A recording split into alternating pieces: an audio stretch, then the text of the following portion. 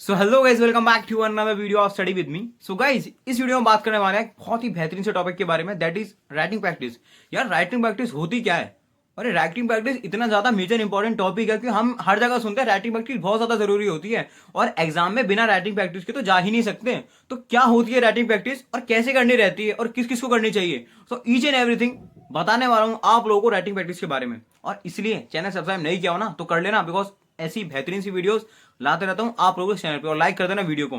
और I hope कि आप लोगों की ना बेहतरीन तरीके से प्रिपरेशन चल रही होगी जून 24 के लिए, और जो स्ट्रेटेजी बताई है वो लोग फॉलो कर रहे होंगे आप लोग। और अगर नहीं कर रहे हो ना तो स्ट्रेटेजीज देख लो जाके, बट मैंने वीडियोस बना दी हैं और आप लोगों के लिए बहुत बेहतरीन सी वीडियोस आने वाली, नॉलेजेबल वीडियोस।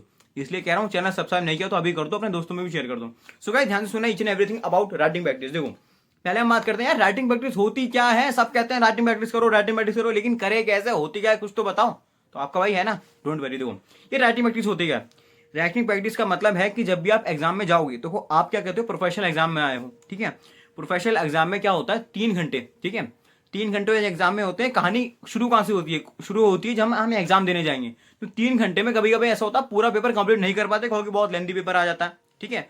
तो आप पूरा पेपर कंप्लीट नहीं कर पाते, इसलिए आपको 3 घंटे में ना पूरा टाइम मैनेजमेंट करना रहता है। तो राइटिंग प्रैक्टिस का फायदा ये रहता है। दूसरा, हैंड राइटिंग आपकी इंप्रूव होती है। तीसरा, आप जो लीगल लैंग्वेज पढ़ते हो मॉड्यूल से, आपको वैसे एग्जाम में लिखना रहता है। तो आप राइटिंग प्रैक्टिस करोगे तो आप लोगों की पहली बात स्पीड बढ़ेगी लिखने की, 3 घंटे में मैनेज कर पाओगे आप। दूसरा, आप लीगल लैंग्वेज जो आपने याद की है उसे लिखोगे तो आपका कॉन्फिडेंस बूस्ट होगा, ठीक है। तो पहला मतलब क्या होता है कि मॉड्यूल से जो आपने याद किया है, उसको आपको पढ़ा है, ठीक है, उसको आपका फायदे होते हैं कुछ राइटिंग प्रैक्टिस करने के, जो आपके एग्जाम में बहुत ज्यादा हेल्प करते हैं। उससे एग्जाम आप फोड़ देते हो एग्जामेशन के साथ। तो पहला फायदा यह रहता है कि आपकी राइटिंग बहुत ज्यादा इंप्रूव हो जाती है, पहला। दूसरा, स्पीड आपकी मेंटेन हो जाती है, क्योंकि कई लोग ना, कोई स्टूडेंट कर ही नहीं पाते 3 घंटे में पेपर, तो उनके लिए बहुत ज्यादा बेनिफिशियल है और एडवाइजेबल है कि आप लोग राइटिंग प्रैक्टिस करें। थर्ड ये रहता है कि मॉड्यूल की लैंग्वेज है, तो आप मॉड्यूल की लैंग्वेज लिखोगे, क्योंकि कई स्टूडेंट का क्वेश्चन ये रहता है, भाई हमें कॉन्सेप्ट तो पता है, हमें याद तो है, लेकिन क्या रहता है कि कॉन्सेप्ट हमें सब समझ में आ गया, कोई दिक्कत नहीं है, लेकिन एग्जाम में लिख नहीं पाते। आप लिखोगे कैसे एग्जाम में, जब आप पहले लिखोगे, प्रैक्टिस करोगे, ठीक है। तो सबके लिए बेनिफिशियल है, एडवाइजेबल है कि भाई जिसको भी दिक्कत आती है ना कि यार क्या लिखे एग्जाम में जाके ब्लैंक हो जाते हैं, बहुत ज्यादा परेशान हो जाते हैं, तो उसके लिए राइटिंग प्रैक्टिस करना जरूरी है। अब देखो मैं अपने हिसाब से बताता हूं कि 2 राइटिंग प्रैक्टिस मैंने डिवाइड करी है कि 2 तरीके की राइटिंग प्रैक्टिस होती है। पहला, जो आपको करनी रहती है जब आप प्रिपरेशन कर रहे हो, जब आप मॉड्यूल पढ़ रहे हो, जब आप अपना प्रिपरेशन कर रहे हो, ठीक है, लेक्चर देख रहे हो, मॉड्यूल पढ़ रहे हो, सेल्फ स्टडी कर रहे हो, तो उसके टाइम आपको क्या करना है, अपने हैंड रिटन नोट्स बनाने हैं, ठीक है। अब जब हैंड रिटन नोट्स बनाओगे ना, तो आप हैंड रिटन नोट्स बनाओगे तो अपने हाथों से बनाओगे, लिखोगे, तो एक तरीके की राइटिंग प्रैक्टिस होती है। तो ये आपको बहुत ज्यादा जरूरी है, क्योंकि नोट्स बनाओगे वही आप एग्जाम में लिखोगे। अब नोट्स बनाओगे कैसे, मॉड्यूल से बनाओगे, तो पहला स्टेप रहता है कि मॉड्यूल पढ़ोगे आप अच्छे से। जैसे आप मॉड्यूल अच्छे से पढ़ लेते हो, कंसेप्ट क्लियर हो जाता है, उसको वैसे ही अपने नोटबुक में नोट करना है, उसे ही बोलते हैं हम राइटिंग प्रैक्टिस, ठीक है। इससे क्या होगा, आपके नोट्स बन जाएंगे बहुत बेहतरीन तरीके से, आपके खुद के हैंड रिटन नोट्स होंगे, मॉडल से बने हुए नोट्स हैं, कोई दिक्कत परेशानी आएगी नहीं कि क्या लिखे कैसे लिखे, पूरा मॉडल को आपको एक तरीके से लिखने वाले हो लैंग्वेज उसकी। तीसरा, आप राइटिंग प्रैक्टिस करोगे तो आपकी स्पीड मेंटेन होगी, ठीक है, और आप लोगों का कॉन्फिडेंस बूस्ट होगा, क्योंकि आप लोगों के पास सब लिखा हुआ है। तो आपको क्या करना है, पूरा मॉड्यूल पढ़ना है, मॉड्यूल पढ़ोगे, साथ साथ नोट्स बनाओगे, अपने हैंड रिटन नोट्स। तो इससे क्या होगा, राइटिंग प्रैक्टिस आपकी होती रहेगी, क्योंकि मैं भी पढ़ा है, मैंने भी पूरा मॉड्यूल और साथ का नोट्स बनाया। तो जब पूरा रजिस्टर बढ़ता है, आप लोगों के ना कॉन्फिडेंस अलग ही लेवल पर होता है, और आपने खुद के नोट्स बनाए हैं, मॉड्यूल फिर पढ़ने की जरूरत ही नहीं होती। फिर आप उन्हीं अपने नोट्स से, जो आप राइटिंग प्रैक्टिस ऑलरेडी कर चुके हो, तो आप फायदा ये होता है कि नोट्स बन जाते हैं आपके सारे, ठीक है, अलग से नहीं बनाने पड़ते, और आपका कॉन्फिडेंस बूस्ट हो जाता है, और आपकी राइटिंग प्रैक्टिस यहाँ पे हो जाती है साथ के साथ, ठीक है।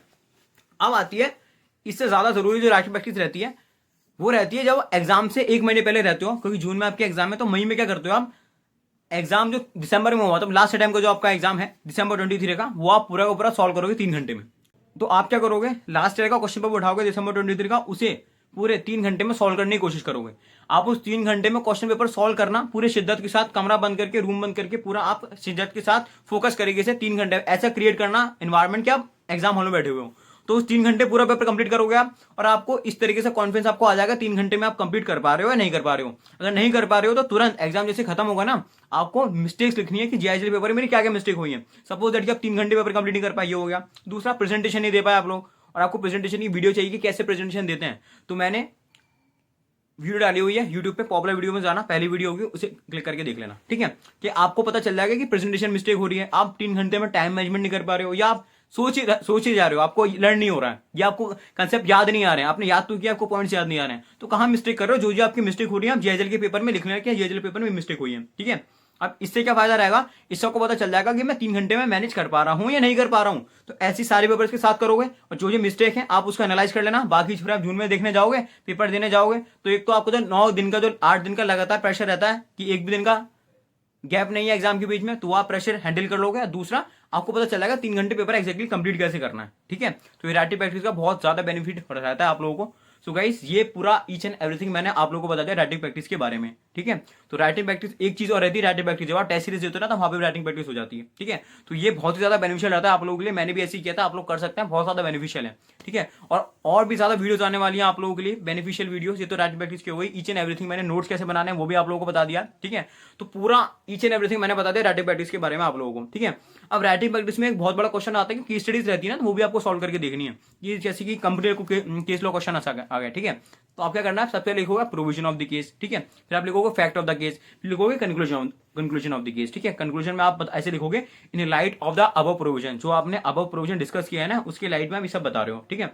अब ऐसा रहता है कभी कभी टाइम मैनेज नहीं हो पाता, टाइम हमारे पास कम है एग्जाम में, तो क्या हम फैक्ट लिखें, क्वेश्चन आता है ऐसा, तो आप लोगों को फैक्ट लिखने की बिल्कुल भी जरूरत नहीं है। जो पहला मेन चीज है ना वो लिखो, प्रोविजन और कंक्लूजन लिखोगे तो भी चलेगा, ठीक है। फैक्ट लिखो तो एडवाइजेबल है, अदरवाइज उसके मार्क्स नहीं कटते, ठीक है। सो गाइस ये सब था आप लोगों के लिए मेरी तरफ से each and everything about the writing practice.